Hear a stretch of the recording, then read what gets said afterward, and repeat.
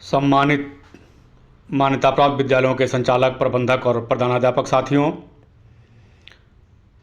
उत्तर प्रदेश में केवल अस्थाई मान्यता प्राप्त जूनियर हाई स्कूल और उसी प्रांगण में उसी नाम से संचालित प्राथमिक विद्यालय अनुदानित किए जाएंगे। इन्हीं विद्यालयों को अनुदान मिलना है। इसके अतिरिक्त सभी विद्यालय जितने भी प्रकार के हैं उनको क्षतिपूर्ति मिलना है। क्षतिपूर्ति की धनराशि 2000 रुपये प्रति बच्चे प्रति माह तक हो सकता है, इससे ज़्यादा भी हो सकता है।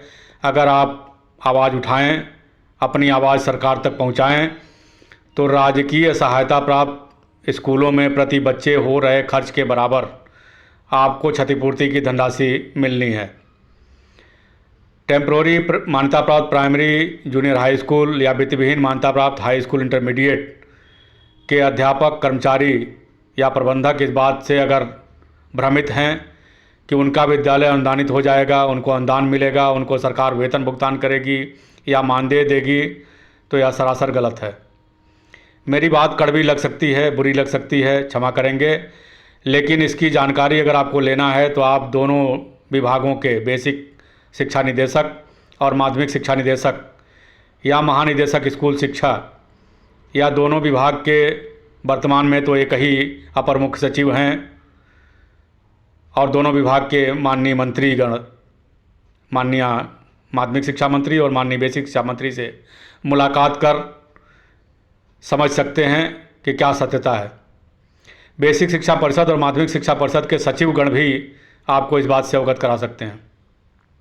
क्षेत्रीय अधिकारी क्यों और कैसे आपको भ्रमित कर रहे हैं, मैं इस बारे में कुछ नहीं कर सकता। प्रदेश स्तर का एक जिम्मेदार पदाधिकारी होने के नाते उत्तर प्रदेश के सभी अध्यापकों, प्रधानाध्यापकों और प्रबंधकों को आगाह करना हम लोगों की जिम्मेदारी है कि आप अपने धन का अपव्यय न करें, अपने मेहनत की कमाई को अनावश्यक व्यय न करें। किसी भी विद्यालय को अनुदान या मानदेय नहीं मिलना है। किसी भी अध्यापक, कर्मचारी को सरकारी खजाने से वेतन और मानदेय नहीं मिलना है।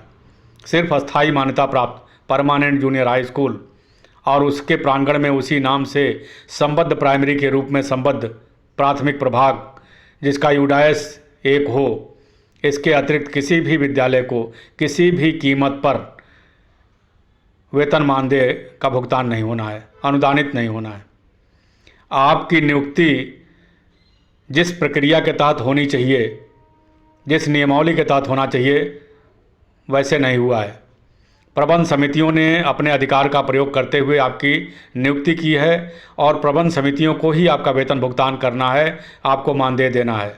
सरकारी खजाने से आपको नहीं मिलना है। आप कोशिश चाहे जितना कर लें।